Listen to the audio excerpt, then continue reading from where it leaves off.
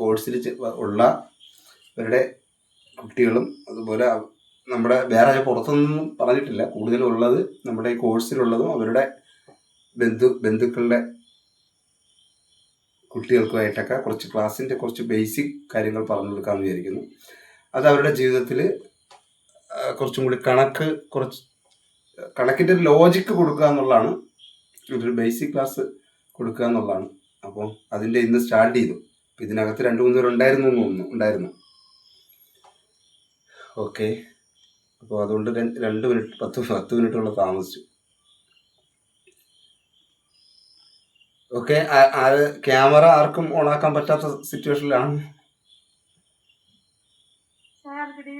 Good evening. നമ്മള് ആരെങ്കിലൊക്കെ ക്യാമറയൊക്കെ on ആകണമെങ്കിൽ നമുക്കൊരു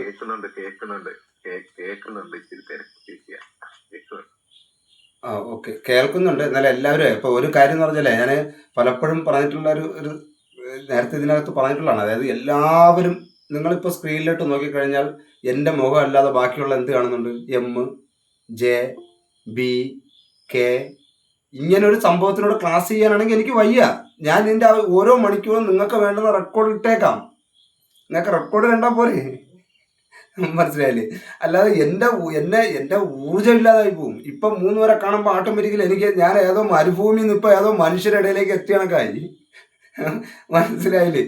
നിങ്ങളെല്ലാം കൂടെ ഒരു വലിയ മരുഭൂമിയിലേക്ക് തള്ളിയിട്ടിട്ട് തുടങ്ങൂ, ക്ലാസ് എടുക്കൂ എന്ന് പറഞ്ഞാൽ മനുഷ്യർ ഇതിനേക്കാൾ നല്ല എന്താണ്? ഞാൻ ക്യാമറ ഓൺ ആക്കി വെച്ച് എനിക്ക് എൻ്റെ മുഖത്ത് നോക്കി പറയാമല്ലോ, റെക്കോർഡ് ചെയ്യാം, എന്നിട്ട് കട്ട് ചെയ്തൊക്കെ ഇടാൻ പറ്റും. മാക്സിമം നമ്മൾ എല്ലാവരും അല്ല എങ്കിൽ പോലും കുറച്ച് പേരെങ്കിലും നമുക്ക് ഇരിക്കുമ്പോൾ നമ്മൾ തലയിൽ നിന്ന് ഇങ്ങനെ കാര്യങ്ങൾ വരും. അതൊരിക്കലും നമ്മൾ കാണാപാഠം പഠിച്ചു വെച്ചിരിക്കുന്ന കാര്യങ്ങൾ മാത്രമല്ല, നമ്മുടെ ന്യൂറോണിനകത്തുള്ള കാര്യങ്ങൾ വരും. അപ്പോൾ അതുകൊണ്ടാണ് ഇപ്പോൾ ആ 4 പേരെ കണ്ടപ്പോൾ ഉള്ള സന്തോഷം എന്ന് പറഞ്ഞാൽ സീരിയസ്ലി മരുഭൂമിയിൽ നിന്ന് കരയിൽ കയറിയ ഒരവസ്ഥ. അല്ലെങ്കിൽ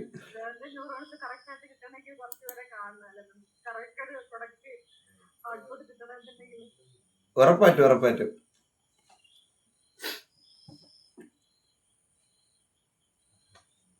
അപ്പോൾ സന്തോഷം. അപ്പോൾ നമ്മൾ ഇന്ന് കഴിഞ്ഞ ദിവസം നമ്മളെ ഫുൾ മൂണുമായിട്ട് ബന്ധപ്പെട്ട ദിവസമായിരുന്നു. അപ്പോൾ ഇന്ന് നമ്മൾ പ്രധാനപ്പെട്ട ഒരു ഏരിയ എന്ന് പറയുന്നത്, ഇന്ന് നമ്മൾ എല്ലാ തിങ്കളാഴ്ചയും പുതിയ ബാച്ചിന് കൂടി അറിയാൻ വേണ്ടിയാണ്, എല്ലാ തിങ്കളാഴ്ചയും 9 മണി മുതൽ 10 മണി വരെ ഞാൻ ടൈം ടേബിൾ തരാം. എന്നാലും 9 മണി മുതൽ 10 മണി വരെ ഗൂഗിൾ മീറ്റ് ഉണ്ടായിരിക്കും, എല്ലാ ബാച്ചുകാർക്കും ഉണ്ടാകും. അതുപോലെ ബുധനാഴ്ച ദിവസവും 9 മണി മുതൽ 10 മണി വരെ. ഇപ്പൊ തിങ്കളും ബുധനും എല്ലാ ബാച്ചും ഒരുമിച്ചായിരിക്കും.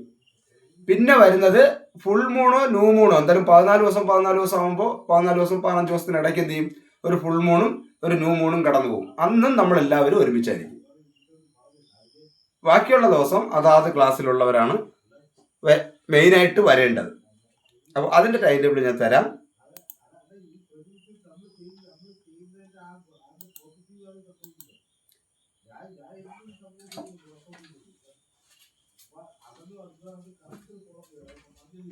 ബോസ്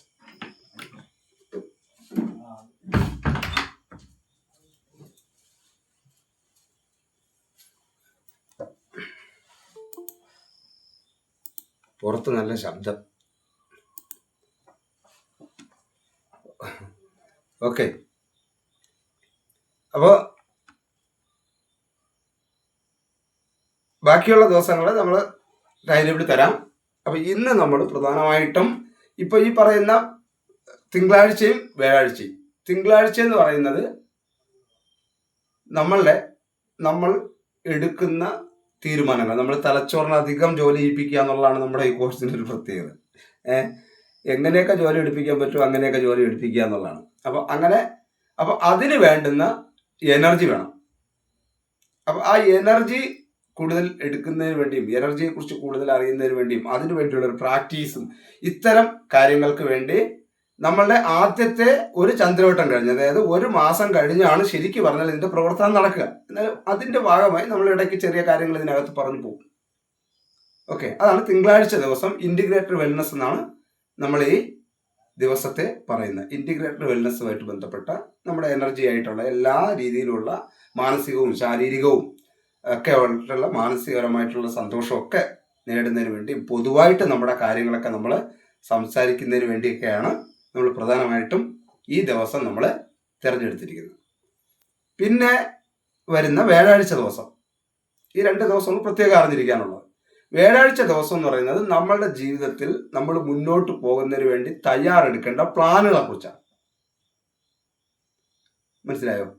ഒന്ന്, നമുക്ക് കുറച്ച് എനർജി വേണം, കൂടുതൽ വർക്കുകൾ ചെയ്യുന്നതിന് എനർജി വേണം. 2, മുന്നോട്ടുള്ള ഈ എനർജി മുന്നോട്ടുള്ള വർക്കിന് വേണ്ടി, പ്ലാനിന് വേണ്ടി നമുക്ക് എങ്ങനെ ഉപയോഗിക്കാം. ഇത് രണ്ടും നമ്മളുടെ ഈ ക്ലാസ് കഴിഞ്ഞാണ് പ്രധാന വർക്ക് ചെയ്യുക. അതായത് ക്ലാസ് കഴിഞ്ഞ് മീൻസ് ഈ 1 മാസം കഴിഞ്ഞാണ് യഥാർത്ഥത്തിൽ ഇത് വർക്ക് ചെയ്യുന്നത്. ഇവിടെ അഡ്വാൻസ് ആയിട്ട് നമ്മളിങ്ങനെ അതിനെ ഒന്ന് ചെറിയ ചെറിയ ചെറിയ കാര്യങ്ങൾ പറഞ്ഞ് ഇണങ്ങി അങ്ങ് പോകും. അപ്പോൾ അവിടെ ചിലപ്പോൾ നമ്മൾ ഫുൾ പ്രാക്ടീസിലോട്ടാണ് പോകണം. ഫുൾ പ്രാക്ടീസ് സെക്ഷനിലോട്ടുള്ള വർക്കുകൾ കൃത്യമായിട്ട് നമ്മൾ ഓർഡർ ചെയ്ത് അതിൻ്റെ സെക്ഷൻ തിരിച്ചുകൊണ്ടിരിക്കുകയാണ്. അതിൻ്റെ ചെറിയൊരു ഇതുണ്ട്. അതുകൊണ്ട് നമുക്ക് 6ാമത്തെ ബാച്ചുകാരൊക്കെ കൃത്യമായിട്ടും കിട്ടിയിട്ടില്ല. അപ്പോൾ അവിടെ നിന്നിട്ട് നമ്മളിപ്പോൾ സ്റ്റാർട്ട് ചെയ്യും. അത് പ്രാക്ടീസ് മാത്രമാണ് പ്രധാനമായിട്ടും വരുന്നത്. ഞാനിത് പറഞ്ഞ രണ്ടാമത്തെ ഒരു, അതായത് പിന്നെ ഈ 1 മാസം നടക്കുന്നത് പ്രധാനപ്പെട്ട കാര്യം എന്ന് പറയുന്നത് നമ്മളുടെ ഈ ക്ലാസ് റൂമിൽ ഇതിനകത്ത് തരുന്ന നോട്ടുകൾ. ഈ 1 മാസം മാത്രമാണ് ഇതിൻ്റെ ബേസിക് പഠനം. പിന്നെ ഈ പഠിച്ച കാര്യത്തിനെ എങ്ങനെ ഡെവലപ്പ് ചെയ്യാം, ഇതിനെ എങ്ങനെ വർക്കൗട്ട് ചെയ്യാം എന്നുള്ള കാര്യം മാത്രമാണ്. അപ്പോൾ ക്ലാസ് റൂമിനകത്ത് വരുന്ന കാര്യങ്ങൾ കൃത്യമായിട്ട് നിങ്ങളത് വായിക്കുകയും PDF ഫയലുകൾ എടുക്കുകയും അതിനെ നോക്കുമ്പോൾ ഒരു സിമ്പിളായിട്ട് കാണരുത്. കാരണം അതൊരു PDF ഫയലാണ്. പിന്നെ കുറച്ച് വോയിസ് കാണും, ഇടയ്ക്ക് ചില വീഡിയോസുകൾ കാണും. പക്ഷെ ഒരു കാരണവശാലും സിമ്പിളായിട്ട് കാണരുത്. അത് നമ്മളെ അതായത് ഇപ്പോൾ അതായത് അതിൻ്റെ ആ ലോജിക് അല്ലെങ്കിൽ അതിൻ്റെ ആ പ്രവർത്തനങ്ങൾ, മനസ്സിൻ്റെ ഒരു 7 തലങ്ങളുണ്ട്.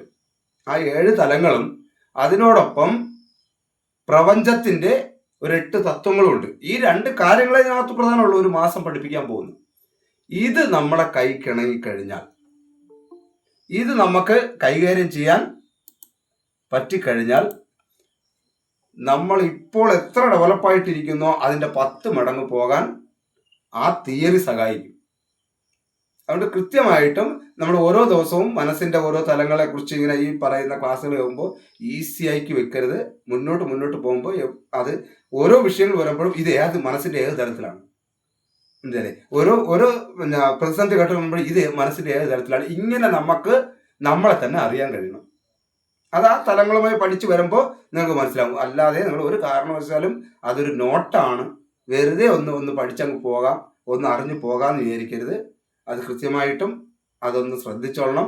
ഏറ്റവും നല്ലൊരു കാര്യം ഞാൻ എപ്പോഴും ആവർത്തിച്ച് പറയുന്നു, നിങ്ങൾക്ക് അന്നൊന്ന് മനസ്സിലാകുന്ന കാര്യങ്ങൾ നമ്മുടെ ഡിസ്കഷൻ ഗ്രൂപ്പിൽ പറയുക. അങ്ങനെ പറയുകയാണെങ്കിൽ തീർച്ചയായും അത് ബ്രെയിനിൽ എന്ത് ചെയ്യും. ഒരു സെക്കൻഡ്.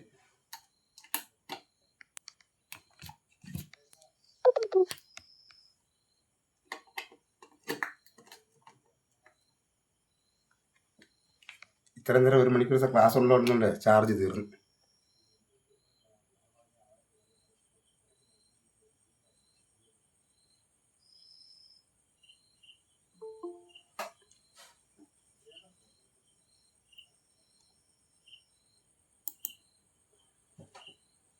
ഓക്കെ.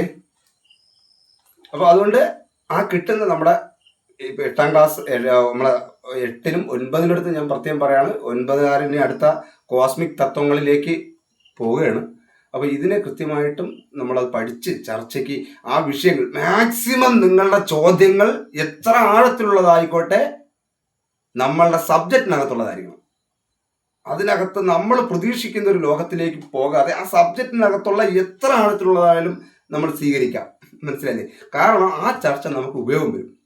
മറ്റെന്ത് ചെയ്യുമോ, തുടർചിന്ത വിട്ടു നമ്മളൊരു വിഷയത്തിലേക്ക് ഫോക്കസ് ചെയ്യുന്നതിൽ നിന്ന് നമ്മൾ എന്ത് ചെയ്യും, വിട്ടുപോകും. അപ്പോൾ തീർച്ചയായിട്ടും നമ്മുടെ വിഷയത്തിനകത്ത് ആഴത്തിലുള്ള ചോദ്യങ്ങൾ തന്നെ പ്രതീക്ഷിക്കുന്നു.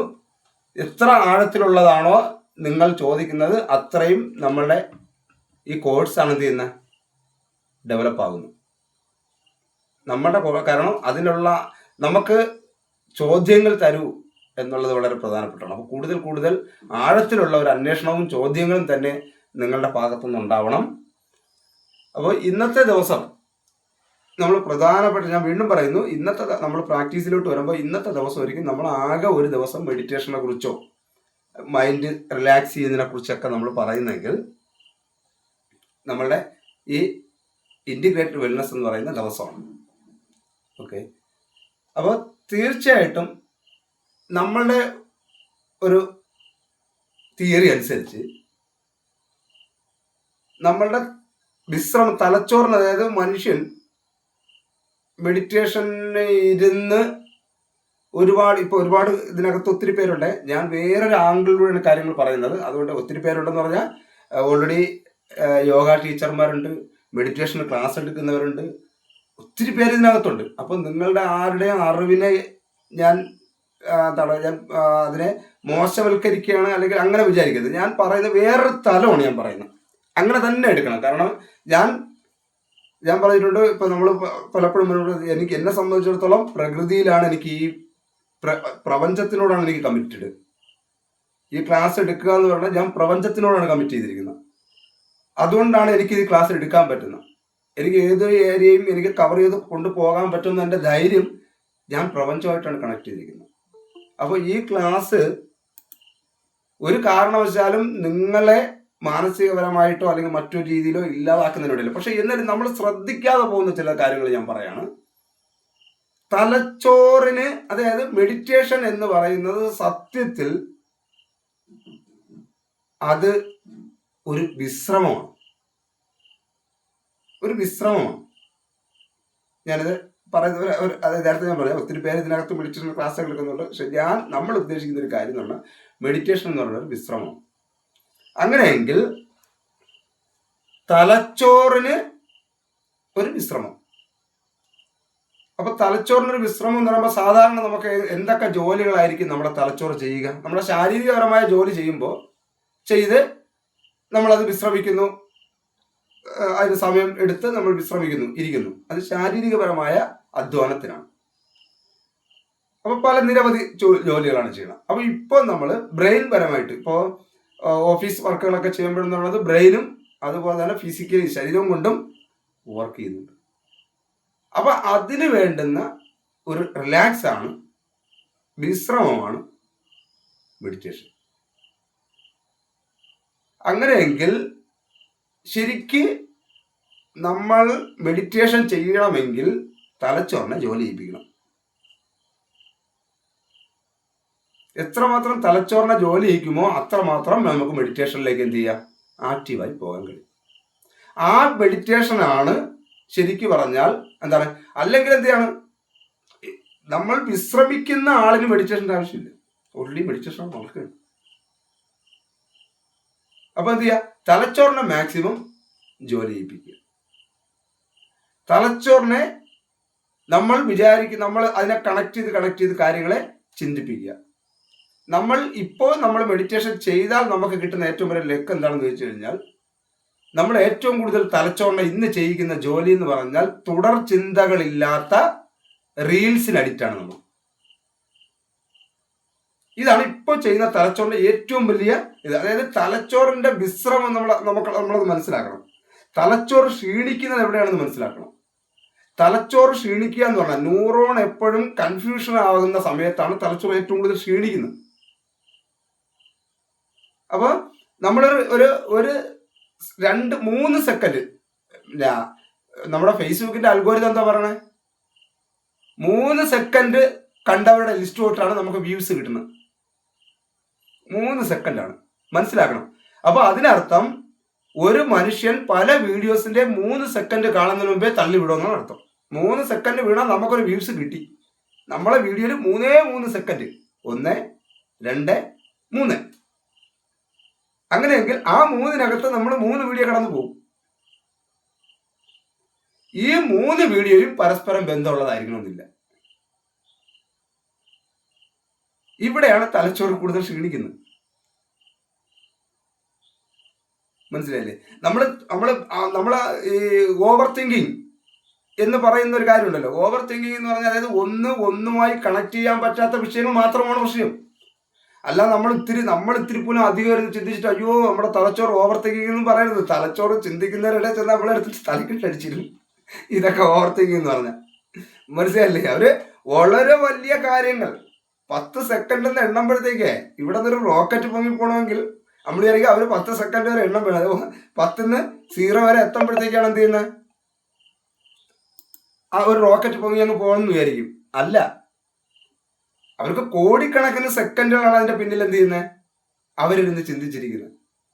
അതും വിശ്രമങ്ങൾ, അതായത് കൃത്യമായിട്ടും അവര് ഇതെവിടെയാണ് ചെല്ലേണ്ടത്, ഭൂമി കറങ്ങിക്കൊണ്ടിരിക്കുന്നു, ചന്ദ്രൻ കറങ്ങിക്കൊണ്ടിരിക്കുന്നു, അപ്പൊ ഇതിനകത്ത് എവിടെ എങ്ങനെ, അത്രയും സൂക്ഷ്മമായ ചിന്തകളുടെയും അന്വേഷണത്തിൽ നിന്നും ഒട്ടും വ്യതിചലിക്കാതെയാണ് അവർ ചിന്തിച്ചുകൊണ്ടിരിക്കുന്നത്.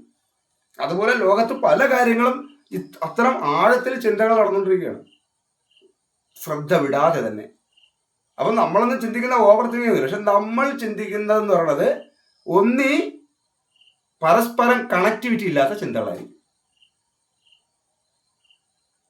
അല്ല എന്നുണ്ടെങ്കിൽ പരസ്പരം കണക്ടിവിറ്റിയുള്ള ചിന്തയായിരിക്കും. അല്ലെങ്കിൽ നമ്മളുടെ ഇന്നലെ പറഞ്ഞതുപോലെ തന്നെ നമ്മളുടെ ചിന്ത ഇമോഷണൽ ഏരിയകളിലായിരിക്കും, ഇന്റലക്ച്വൽ ഏരിയകളിലായിരിക്കില്ല. ഐഡിയാസിന്റെ നമ്മളുടെ ഐഡിയാസിലേക്ക് ചിന്തിക്കുകയാണെങ്കിൽ തലച്ചോറ് ക്ഷീണിക്കില്ല.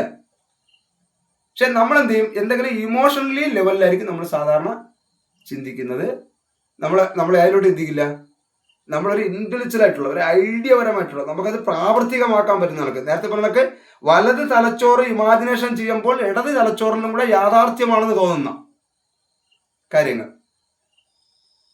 മനസ്സിലായില്ലേ? വലത് തലച്ചോറിന് ഒരു ഐഡിയ ഇമാജിനേഷൻ വരെയാണ്. അപ്പോൾ ഇടത് തലച്ചോറിന് അതിന്റെ ലോജിക്കും വരണം. അത്തരം കാര്യങ്ങളിലേക്ക് നമ്മൾ ഇന്റലക്ച്വലായിട്ടും കൂടി എന്ത് ചെയ്യാം, ചിന്തിക്കപ്പെടണമെങ്കിൽ അവിടെ തലച്ചോറ് ഓട്ടോമാറ്റിക്കലി റെസ്റ്റ് എടുത്ത്, കാരണം മറ്റൊരു എനർജി ആയിട്ട് കണക്ട് ചെയ്യണത് പോകുമ്പോൾ നമുക്ക് രാവിലെയുള്ള മോർണിംഗ് പ്രാക്ടീസും അതുപോലെ ഇതിന് വേണ്ടുന്ന ശ്വസനവുമായി ബന്ധപ്പെട്ട കുറച്ച് എനർജിയും കൂടിയൊക്കെ അങ്ങ് അകത്തോട്ട് കൊടുത്താൽ വളരെ ഗുണം ചെയ്യും. അപ്പോൾ റീൽസ്, നമ്മുടെ വീഡിയോസിലെ റീൽസ്, അതായത് അങ്ങനെ എല്ലാവരും ഏകദേശമുള്ള ആൾക്കാർ റീൽസ് കണ്ടു പോകുന്നവരാണ്. നമ്മളിപ്പോൾ എന്ത് ചെയ്യണം? ഒരുപാട് ജോലി ചെയ്തിട്ട് കുറച്ച് നേരത്തേക്ക് റീൽസ് കാണും. എല്ലാവരും കാണും, ഞാനായാലും കാണും. ആ കാണുന്നത് നമ്മളുടെ പ്ലാനിന് മീൻസ് നമ്മൾ ആദ്യം കുറെ 2 മിനിറ്റ് കണ്ടേക്കാം എന്ന് പറഞ്ഞത് 2 മിനിറ്റ് കണ്ടേക്കാം എന്ന പ്ലാനിനെ 3 മിനിറ്റിലോട്ടും 4 മിനിറ്റിലോട്ടും മാറുന്നത് നമ്മൾ അറിഞ്ഞില്ലെങ്കിൽ നമ്മൾ ആ ട്രാപ്പിൽ വീണ് തുടങ്ങിയെന്ന് അർത്ഥം. പെട്ടെന്ന് വീഴും.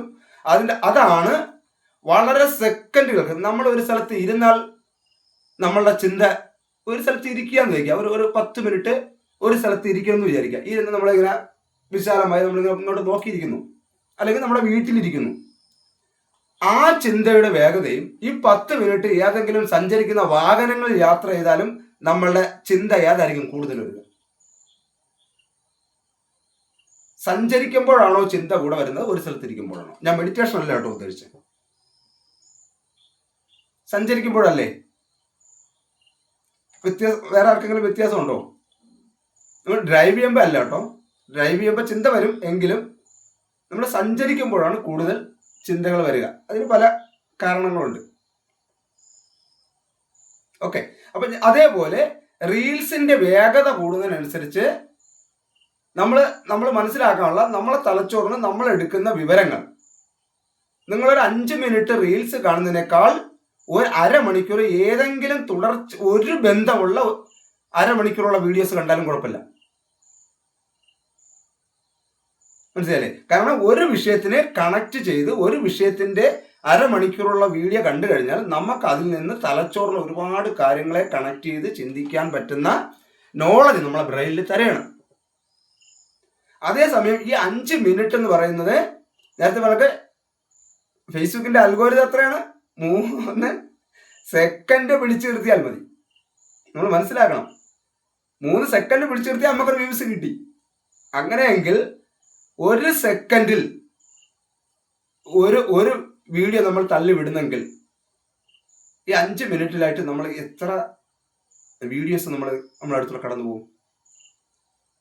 അപ്പോൾ എന്താന്ന് ഒരു ഒരു ഒരു തെരുവില് ഒരു ഒരു കുട്ടിയെ മർദ്ദിക്കുന്ന കാണുന്നു. അത് കഴിഞ്ഞ് അടുത്ത അങ്ങോട്ട് നീക്കിയപ്പോഴത്തേക്ക് എന്താണ് കുറെ പേര് ഇന്ന് ഡാൻസ് ചെയ്യുന്നു. ഒരു 2ാമത്തെ സെക്കൻഡിലാണ്. 3ാമത്തെ സെക്കൻഡിൽ നോക്കിയപ്പോഴാ ഒരു സെക്സിന്റെ ചെറിയൊരു തുണ്ട് വീഡിയോ കാണുന്നു. 4ാമത്തെ സെക്കൻഡ് നോക്കിയപ്പോഴാ രാഷ്ട്രീയപരമായി കൊലപാതകം നടക്കുന്നു. 5ാമത്തെ സെക്കൻഡ് നോക്കിയപ്പോഴാ. ഇങ്ങനെ വരുമ്പോൾ സ്വാഭാവികമായിട്ടും തലച്ചോറിന് ഒരു കാര്യങ്ങളുമായിട്ടും ശ്രദ്ധിക്കാൻ പറ്റാത്ത മൈൻഡ് സെറ്റ് ആവും. കാരണം ഒന്നിലേക്ക് കോൺസെൻട്രേറ്റ് ചെയ്യാനുള്ള കഴിവ് നമ്മളെ ബ്രെയിൻ ഉണ്ടാവില്ല. ഇതിന് അഡിക്റ്റ് ആവും. അതുകൊണ്ട് നമ്മളിങ്ങനെ ഇരിക്കുമ്പോൾ തന്നെ, കാരണം ന്യൂറോൺ പാത്തുകളുടെ ബന്ധങ്ങളെ നമ്മൾ നിഷേധിക്കുകയാണ്, അല്ലെങ്കിൽ നമ്മൾ തകർക്കുകയാണ്. നിലവിലുള്ള നമ്മളെ ന്യൂറോൺ പാത്തിനെ തന്നെ ഇല്ലാതാക്കുകയാണ്. ഇത് വളരെ ആഴത്തിൽ നമ്മൾ ഈ ദിവസങ്ങൾ നമുക്ക് കൂടുതൽ എനർജി കിട്ടാനുള്ള കാര്യങ്ങളാണ് പറയുന്നത്. മെഡിറ്റേഷൻ ചെയ്യുന്നതിനേക്കാൾ എത്രയോ നല്ലതാ. ഞാൻ പറയാണ്, മെഡിറ്റേഷൻ ചെയ്യുന്നത് വളരെ വലിയ കാര്യമാണ് കേട്ടോ, ഞാൻ അതല്ല പറയുന്നത്. പക്ഷെ മെഡിറ്റേഷനൊക്കെ ചെയ്യാൻ നമ്മൾ ഇരിക്കുന്നതിനേക്കാൾ, അല്ലെങ്കിൽ ആ മെഡിറ്റേഷനൊക്കെ എവിടെ ഉപയോഗം വരുന്നത്? ഇത്തരം കാര്യം ഇത്തരം നമ്മളൊരു ഫോക്കസിലേക്ക് കണക്ട് ചെയ്ത് ചിന്തിക്കുകയാണെങ്കിൽ നമ്മുടെ ചിന്തയുടെ എവിടെയാണോ നിൽക്കുന്ന അതിനപ്പുറത്തേക്കാണ് മെഡിറ്റേഷൻ പോവുക. പക്ഷെ ഇങ്ങനെ ചിതറിയ കാര്യം വരുമ്പോൾ തലച്ചോറ് സ്വാഭാവികമായിട്ടും കണക്ടിവിറ്റി നഷ്ടപ്പെടുകയും രാത്രി കാലങ്ങളിൽ കിടക്കുന്ന സമയത്ത് ഇതെല്ലാം കൂടെ രാത്രിയുടെ ജോലി എന്താ? തലച്ചോറിന്റെ രാത്രിയുടെ ജോലി എന്ന് പറയുന്നത് പകല് കിട്ടിയ അറിവുകളെ എന്ത് ചെയ്യുക, കൊണ്ടുവന്ന് അടുക്കി അതിന് വേണ്ടുന്ന കാര്യങ്ങൾ ഓരോന്നോരോന്നിട്ട് അടുക്കി വയ്ക്കുക. ആ അടുക്കി വെച്ചിട്ട് അടുക്കി വെക്കാൻ പറ്റാത്ത കാര്യമുണ്ടല്ലോ അതെല്ലാം കൂടെ തട്ടിക്കൂട്ടി ഒരു വിഷ്വലാക്കി എന്ത് ചെയ്യുക, ഒരു സ്വപ്നമാക്കി അങ്ങ് തള്ളുക. കാരണം എന്തെങ്കിലും ആക്കി വെച്ചേ പറ്റൂ. അതുകൊണ്ട് പല സ്ഥലത്ത് കിടക്കുന്ന മെസ്സേജുകളെല്ലാം കൂടെ കൂട്ടി ഒരു സ്വപ്നമാക്കി അങ്ങ് വിടും. സ്വപ്നത്തെക്കുറിച്ച് നമുക്ക് ഒരുപാട് പുസ്തകങ്ങളുമുണ്ട്, നമുക്ക് എഴുതി തന്നെ പഠിക്കാനുള്ള കുറേ കാര്യങ്ങളുണ്ട്.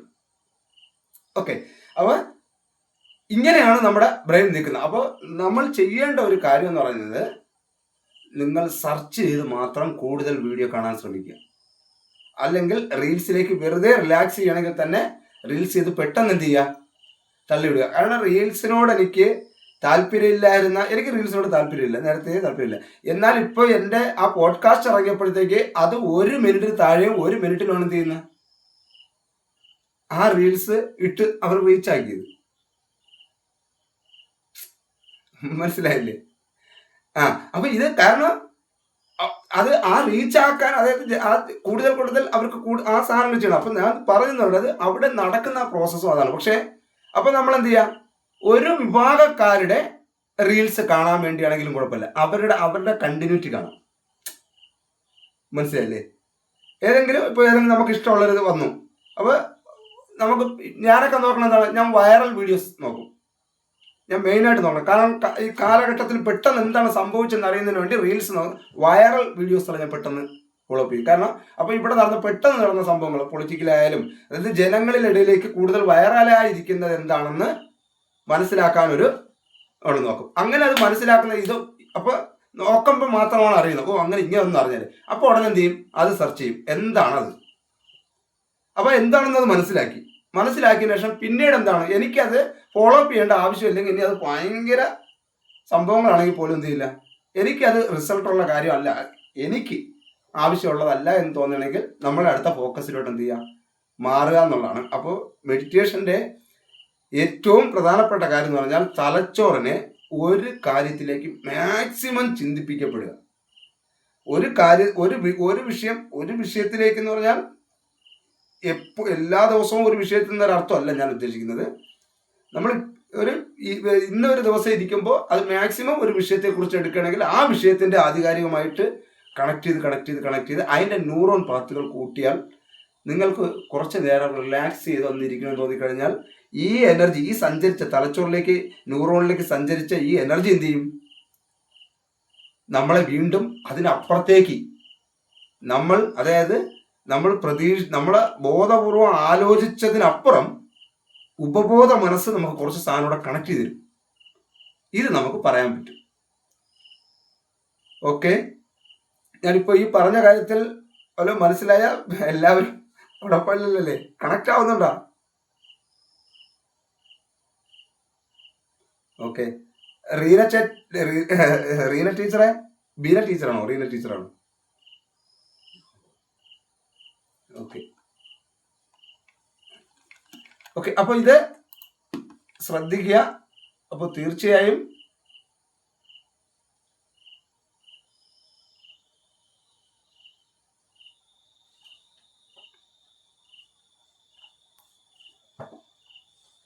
ഓക്കെ, അതായത് ഇനി നമ്മൾ ഈ ദിവസം എല്ലാവരോടും പറയുന്ന പ്രധാനപ്പെട്ട ഒരു കാര്യം എന്ന് പറയുന്നത്, എല്ലാ ദിവസവും ഒരു 21 തവണ എന്ത് ചെയ്യുക, ദീർഘമായിട്ടുള്ള ശ്വാസം എടുക്കുക രാവിലെ. ദീർഘമായിട്ട് അത് മറന്നു പോകരുത്. കാരണം പ്രാക്ടീസ് സെക്ഷനിലോട്ട് വരുമ്പോൾ അത് വളരെ ആവശ്യമുള്ള കാര്യമാണ്. അപ്പോൾ ഇതിൽ ഇതായിട്ട് പറയണം, ഈ 21 തവണ ദീർഘശ്വാസം എടുക്കുക. ഇതിലിപ്പോൾ 9ാമത്തെ ബാച്ചിലുള്ള ആരാ ഉള്ളേ? എത്ര പേരാ 9ാമത്തെ ബാച്ച്, പുതിയ ബാച്ചിൽ? വിമൽ സാർ. ഓക്കെ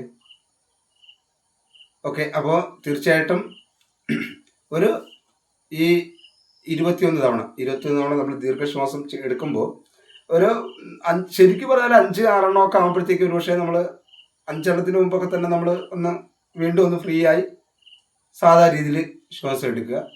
അങ്ങനെ ഒരു 21 തവണ എന്ത് ചെയ്യുക, ശ്വാസം എടുക്കുക. 21 തവണ ദീർഘമായി ശ്വാസം എടുത്തതിന് ശേഷം നമ്മൾ എന്ത് ചെയ്യുക, വായു കൊണ്ട് നാക്ക് വെച്ചിട്ട് എന്ത് ചെയ്യുക, ശ്വാസം മാക്സിമം വിടുക. ഇതിൻ്റെ ഒരു ശ്വസനത്തിൻ്റെ ഒരു പ്രത്യേക കണക്കുകളുണ്ട്. ആ കണക്കുകളൊന്നും അല്ല ഇവിടെ. നമുക്ക് എത്രമാത്രം നമുക്ക് ശ്വാസം എടുക്കാൻ പറ്റുമോ, പ്രാക്ടീസ് സെക്ഷനിലോട്ട് പോകുമ്പോൾ നമുക്ക് ഒരുപാട് കാര്യങ്ങൾ ചെയ്യാം. ഇവിടെ നമ്മൾ എന്ത് ചെയ്യുക, മാക്സിമം നമ്മളെ ന്യൂറോൺസിലേക്ക് എനർജി കൊടുക്കും. നമ്മൾ മനസ്സിലാക്കാനുള്ളതെന്ന് പറയുന്നത്, നമ്മളുടെ തലച്ചോറ് എന്താണ്, നമ്മുടെ ശരീരത്തിൻ്റെ 2% മാത്രമാണ് എന്തുള്ള ഉള്ളത്.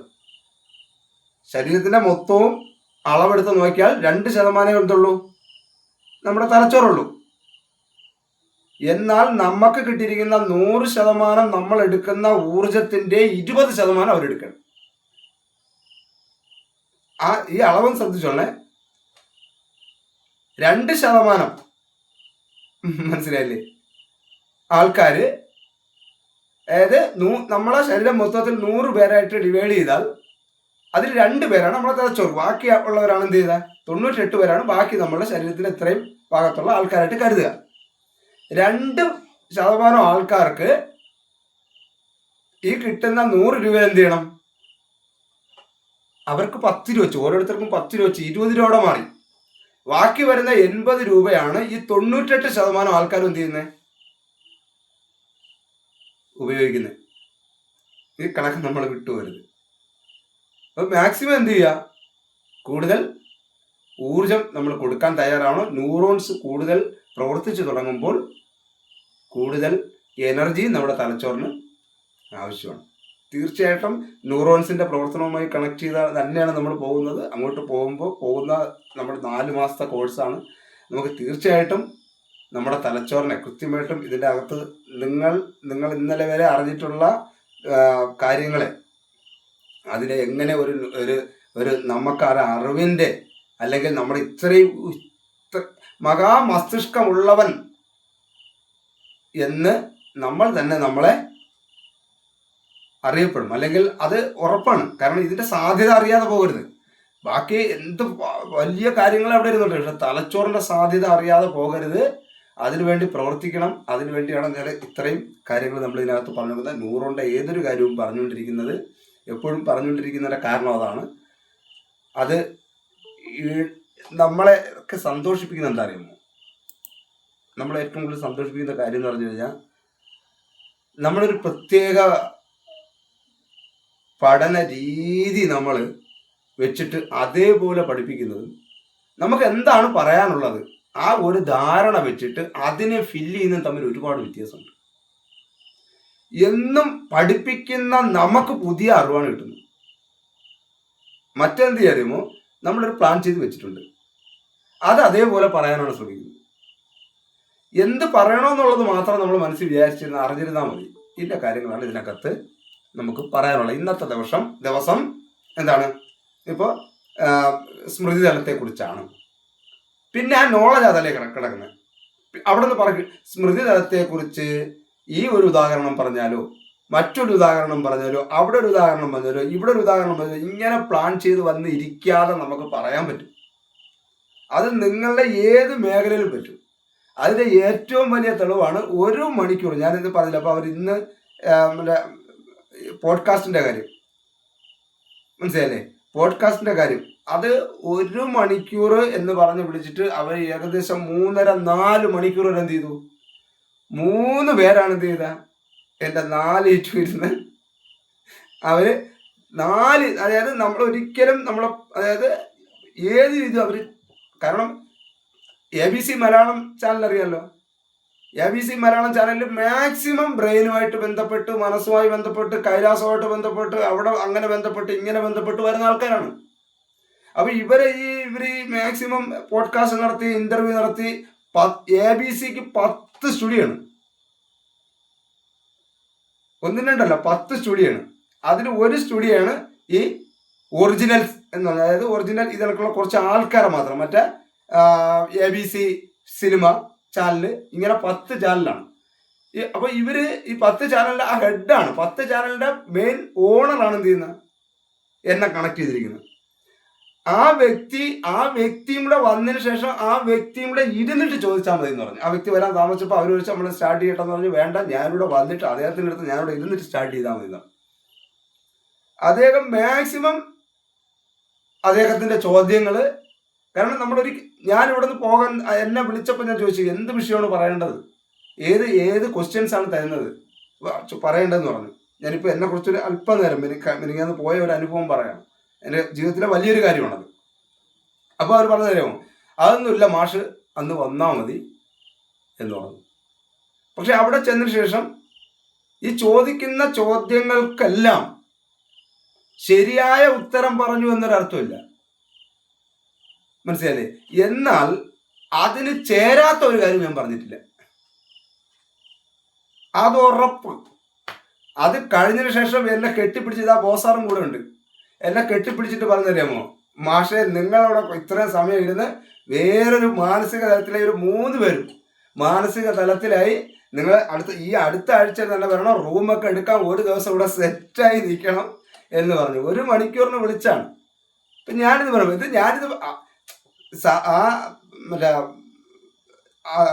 അതിൻ്റെ ആ മാനേജറും അതിൻ്റെ ഓണറും അവരെല്ലാവരും തന്നെ അത്രയും വിഷയങ്ങളെ കൈകാര്യം ചെയ്ത് വന്ന ആൾക്കാർ പറയുമ്പോൾ അവരിങ്ങനെ അങ്ങനെ അല്ലേന്ന് പറയുമ്പോൾ എനിക്ക് അല്ല എന്ന് പറയാൻ പെട്ടെന്ന് തോന്നുകയാണ്, മനസ്സിലല്ലേ? കാരണം അത് എൻ്റെ ലോജിക്കലി എനിക്കത് ശരിയാവാത്തത് കൊണ്ട് മാത്രം അല്ല എന്ന് പറയണം. അല്ല എന്ന് പറയുമ്പോൾ എന്ത് ചെയ്യണം? അവർക്ക് ബോധ്യപ്പെടുത്തി കൊടുക്കാനുള്ള കാര്യങ്ങൾ വരണം ബ്രെയിനിൽ നിന്ന്.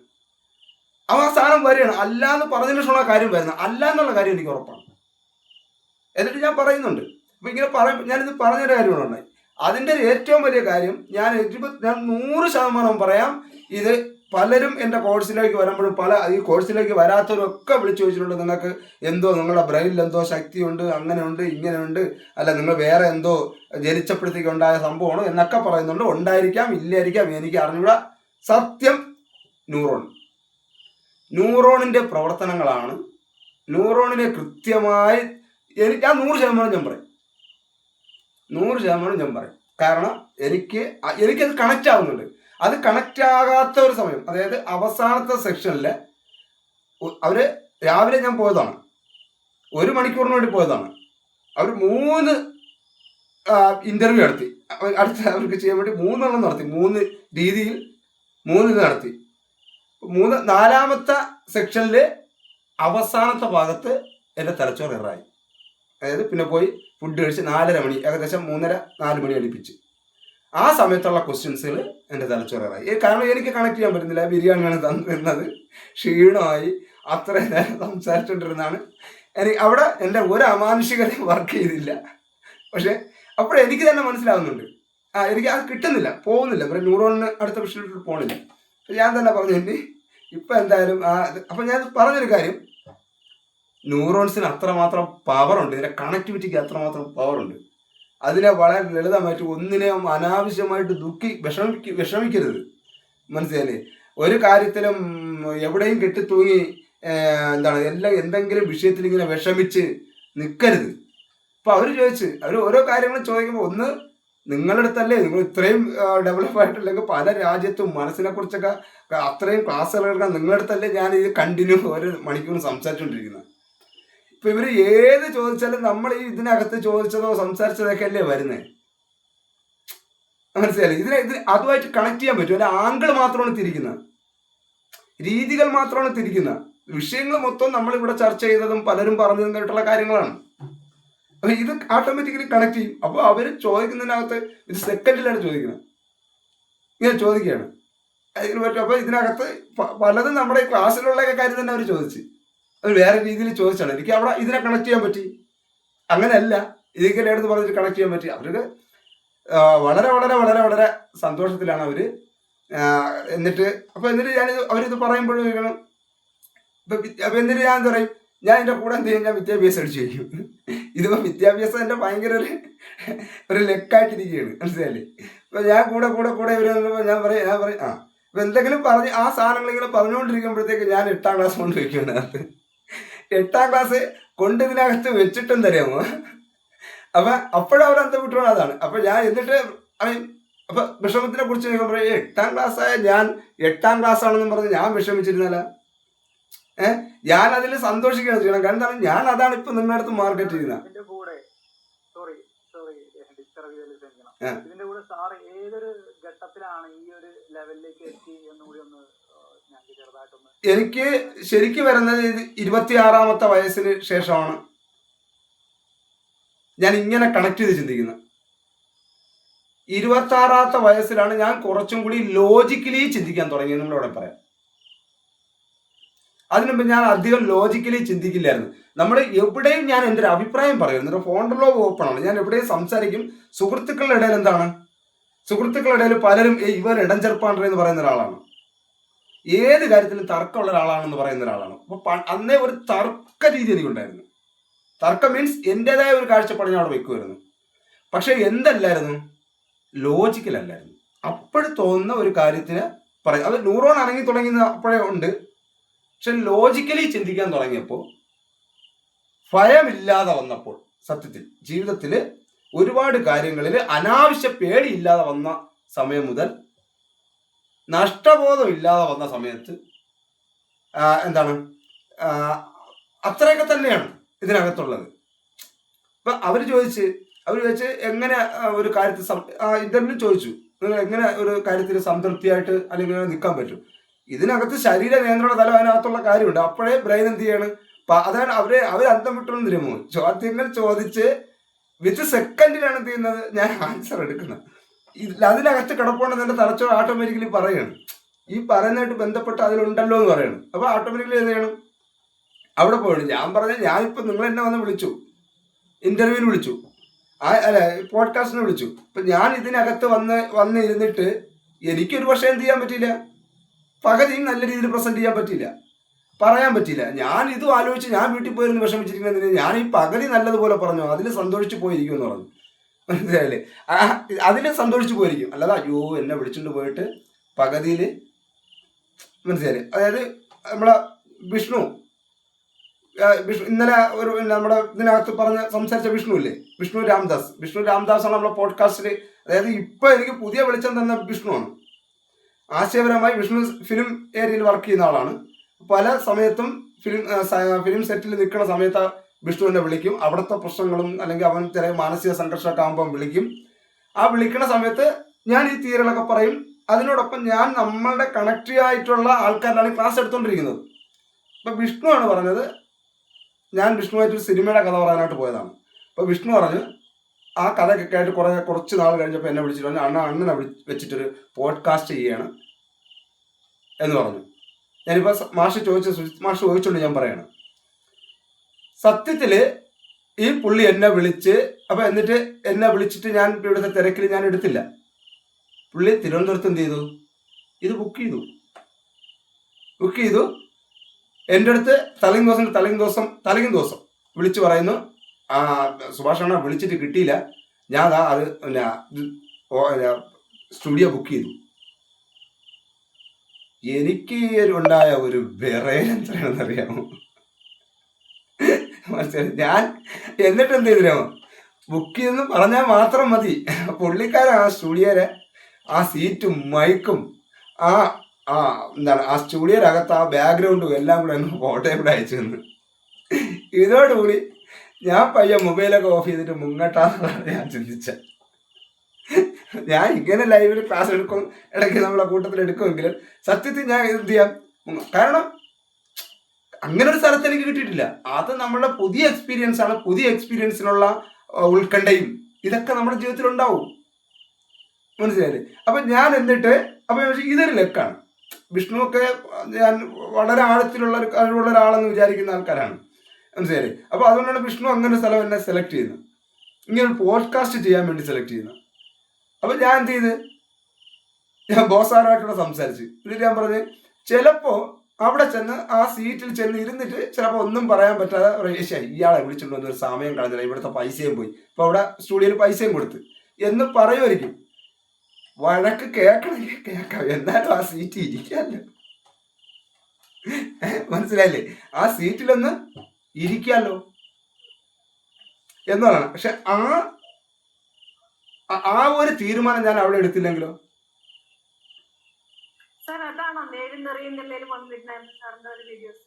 നേരം നിറയിൽ വന്നത് മനസ്സിലായില്ലേ? വിഷ്ണുവാണ് ഇന്നലെ ഒരുപാട് കാര്യങ്ങളൊക്കെ ചോദിച്ചില്ല. വിഷ്ണു അങ്ങനെ ഇടയ്ക്കേ വരുള്ളൂ. പുള്ളി കൊച്ചിയിൽ ഫിലിം ഏരിയയിലാണ്.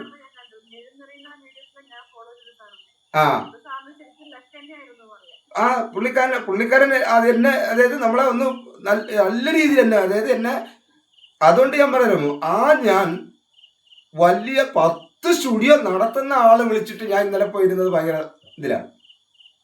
ആ ഒരൊറ്റ ചേഞ്ചാണ്, ആ ഒരൊറ്റ സംതൃപ്തിയാണ്. അപ്പൊ നമുക്ക് കിട്ടുന്ന ഒരു വിജയത്തിന്റെ സംതൃപ്തി അങ്ങോട്ട് ഉപയോഗിച്ചാണല്ലോ, അല്ലെങ്കിൽ അത് നമ്മൾ അങ്ങ് അറ്റൻഡ് ചെയ്താലുണ്ടല്ലോ, പിന്നെ കിട്ടുന്ന ഒരു കയറ്റമാണ്. ഇനി എനിക്ക് ഉറപ്പുണ്ട്, ഇപ്പൊ ABC മലയാളത്തിൽ നമ്മളെ എന്താണ് അതിൽ സംസാരിക്കുന്ന ആൾക്കാരെയൊക്കെ അറിയാലോ. അപ്പൊ വളരെ വലിയ ആൾക്കാരാണ്. പേർലി മുടിയൊക്കെ ഒരു സ്ത്രീ ഉണ്ടല്ലോ, പേർലി പേരെന്തോ, അവരെ അച്ഛനൊക്കെയാണ് അതിൻ്റെ അകത്ത് എപ്പോഴും സംസാരിക്കുന്ന ആൾക്കാർ. അപ്പൊ ഇങ്ങനെയുള്ള വലിയ ആൾക്കാരാണ് എന്ത് ചെയ്യുന്നത്, എൻ്റെ വീഡിയോസ്, നാളെ ഇറങ്ങാൻ പോണ വീഡിയോസ് കാണാനിരിക്കുന്നത്. കാരണം അവരെ വീഡിയോ ഇട്ട ചാനലാണല്ലോ, എന്തായാലും ഒരു കാണുമല്ലോ. ഇതാണ് നമ്മുടെ ജീവിതത്തിലെ വഴി എന്ന് പറയുന്നത്. നിങ്ങളെല്ലാവരെയും വിളിച്ച് ഈ കോഴ്സിലേക്ക് ചേർത്തത് എനിക്ക് വളരാനാണെന്ന് ഞാൻ ആദ്യം എപ്പോഴും പറയാറുണ്ട്. മനസ്സിലായില്ലേ? ഇതാണ് അനുഭവം. ഞാൻ പറഞ്ഞതാണ്, നമുക്ക് മാക്സിമം നമ്മളെ തലച്ചോറ് അവിടെ എനിക്ക് എത്താൻ പറ്റുമെന്ന് ഞാൻ വിശ്വസിക്കുന്ന എന്താണ്, ന്യൂറോണിനെ കുറിച്ച് തന്നെയാണ്. ന്യൂറോണിനെ കൃത്യമായിട്ട് ഉപയോഗിക്കണമെങ്കിൽ എന്നിട്ട് അവർ ചോദിക്കുന്നുണ്ട്, അവർ ഞെട്ടിയിരിക്കണമെന്ന്. ഞാൻ വെറുതെ പറയാനില്ല, എനിക്ക് അത് അനുഭവിക്കാൻ കഴിയുമ്പോൾ തന്നെ ഞാനത് സത്യം, എനിക്ക് ഇത്രയും ആൾക്കാരുടെ വേണ്ടി സംസാരിക്കാൻ എനിക്ക് പറ്റുന്നുള്ളൂ, അതെങ്കിൽ ശരിയല്ലോ തോന്നുന്നു. അപ്പോൾ അവർ ചോദിക്കുന്ന പറഞ്ഞാൽ, ഇങ്ങനെ ഇത്രയും ചോദിക്കുന്നതിന് ഇത്രയും വളരെ ഫാസ്റ്റായിട്ട് ഒരുപാട് പേര് വന്നിട്ടുണ്ട്, അവരത് പറയുന്നുണ്ട്. ഇത്ര പെട്ടെന്നും ഇത്ര ഏത് കാര്യം ചോദിച്ചാലും ഇതിങ്ങനെ കണക്ട് ചെയ്ത് നിങ്ങൾക്ക് പറയാൻ പറ്റുന്നുണ്ട്. നിങ്ങൾക്ക് ഉറക്കത്തിലോ അല്ലെങ്കിൽ നിങ്ങൾക്ക് ഉറക്കത്തിനുള്ള ബുദ്ധിമുട്ടോ അല്ലെങ്കിൽ വേറെ ഏതെങ്കിലും മാനസിക സംഘർഷങ്ങളോ ഉണ്ടാകുന്നുണ്ടോ എന്നൊക്കെ ചോദിച്ചവർ എൻ്റെ അടുത്ത്. മനസ്സിലായില്ലേ? അത്രയും ഇതെടുത്തിരിക്കുന്നവർ ചോദിക്കുമ്പോൾ അപ്പോഴും ഞാൻ പറഞ്ഞു തരാമോ, ഞാൻ ഇപ്പോഴും പറഞ്ഞു തരാമോ, അപ്പോഴും ഞാൻ ലൈവിൽ പറഞ്ഞിട്ടുണ്ട്, ഞാൻ ഇത് കഴിഞ്ഞ ശേഷം ഇങ്ങനെ വന്നിരിക്കുമ്പോൾ ഞാൻ ഇത് മെയിൻറ്റെയിൻ ചെയ്ത പോണ ആളല്ല. ഞാൻ ഇത് കഴിയുമ്പോൾ എൻ്റെ കൂട്ടുകാരന്മാരുടെ അവിടെ വയലിലും അവിടെയൊക്കെ പോയി പാട്ടും പാടി ചിരിച്ച് കളിച്ച് നടക്കണം. അല്ലാതെ നമ്മൾ ഇതിനകത്ത് അടുത്ത കൈലാസ യാത്രയ്ക്കുള്ള കാര്യങ്ങൾ ഞാൻ ചിന്തിച്ച് ഭയങ്കര ഇതിൽ നിൽക്കുന്ന ഒരാളൊന്നും അല്ല. മനസ്സിലായില്ലേ? എനിക്ക് അതുകൊണ്ട് ഞാൻ എന്തല്ല, അതായത് ഞാൻ പറഞ്ഞത് എപ്പോഴും പറയുന്നത് ആശയ രൂപീകരണം. നമുക്കൊരു തോട്ട് കിട്ടിയാൽ ആ തോട്ടിലൊരു ആശയ രൂപീകരണം നേരത്തെ ഓൾറെഡി നമ്മൾ ചെയ്ത് ശീലമുണ്ടല്ലോ, അതും നമുക്ക് അപ്പോഴതിൻ്റെ ബാക്കി ഒരു ആശയ രൂപീകരണം നടത്തും. അത് അപ്പോഴെടുത്ത് പറയുന്ന സാധനമാണ്. നമ്മളൊരു ആ ഒരു പെട്ടി തുറന്നിട്ട് ആ പെട്ടിയിനകത്തിരിക്കുന്ന നിന്റെ കുറച്ച് സാധനം എടുക്കാൻ പറയുമ്പോൾ അതുമായി ചുറ്റുപറ്റിലും എടുക്കൂല. എടുത്തിട്ട് പെട്ടി അടച്ചു കഴിഞ്ഞാൽ പിന്നെ നമുക്ക് അതിനെക്കുറിച്ച് അതേ സിസ്റ്റമാണ് നമ്മുടെ ബ്രെയിനിൽ നടക്കുന്നത്. അപ്പം അവർ പറഞ്ഞപ്പോഴും ഞാൻ അത് തന്നെയാണ് പറഞ്ഞത്. ഞാനിപ്പോൾ വീണ്ടും ഞാൻ ഇത്രയും എന്നെക്കുറിച്ച് എനിക്ക് പറയാൻ പറ്റി, അത് സന്തോഷം. എന്നാൽ ഞാൻ പറയുന്നത് ലോജിക്കലി പരസ്പരം ചിന്തയുള്ള ആശയങ്ങളെ കണക്ട് ചെയ്ത് ന്യൂറോണിനെ ഉണർത്താൻ ശ്രമിച്ചാൽ അത് നല്ല റിസൾട്ടാണ്. പിന്നെ നേരത്തെ പറഞ്ഞ കണക്ക് അതൃപ്തി ചുവന്നോട് നടക്കരുത് സഹോദരങ്ങളെ, നഷ്ടപ്പെട്ടു പോയത് പോട്ട്. മനസ്സിലായില്ലേ? അതൃപ്തിയും ചുവന്നോട് നടക്കരുത്, ഒരാവശ്യമില്ല. മനസ്സിലായില്ലേ? ഇനി നമുക്ക് എന്താണ് ഇവിടെ നമുക്ക് എന്ത് നഷ്ടപ്പെട്ടു എന്നുള്ളതല്ല, എന്ത് ബാക്കിയുണ്ടെന്നുള്ളതാണ്. 44 വയസ്സായി, 46 വർഷം നഷ്ടപ്പെട്ടു എന്ന് ഞാൻ ആലോചിച്ചുകൊണ്ടതിന് ഒരു കാര്യമില്ല. ഇനി ഒരു 16 വർഷം കൊണ്ട് എന്തെങ്കിലുമൊക്കെ ചെയ്തില്ലെങ്കിൽ പെടും. മനസ്സിലായില്ലേ? അപ്പോൾ ഇങ്ങനെയാണ്.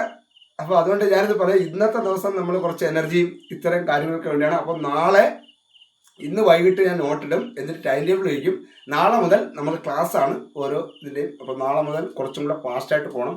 എല്ലാ വ്യാഴാഴ്ചയും നമ്മൾ യൂണിവേഴ്സൽ ബാങ്കുമായി ബന്ധപ്പെട്ടാണ് ബിസിനസ്സും നമ്മുടെ പുതിയ ഐഡിയകളും യൂണിവേഴ്സലിൻ്റെ പണവുമായി ബന്ധപ്പെട്ട കാര്യങ്ങളാണ്. അപ്പോൾ എനിക്ക് എപ്പോഴും പറയാനുള്ളത്, എന്ത് കാര്യത്തിനും നിങ്ങളൊരു ആശയ രൂപീകരണം കൊടുത്തു വെക്കണം. എനിക്ക് അതേ പറയാനുള്ളത്. അത് ശരിയായിക്കോട്ടെ തെറ്റായിക്കോട്ടെ, അത് പിന്നീട് തിരുത്തിക്കൊള്ളും.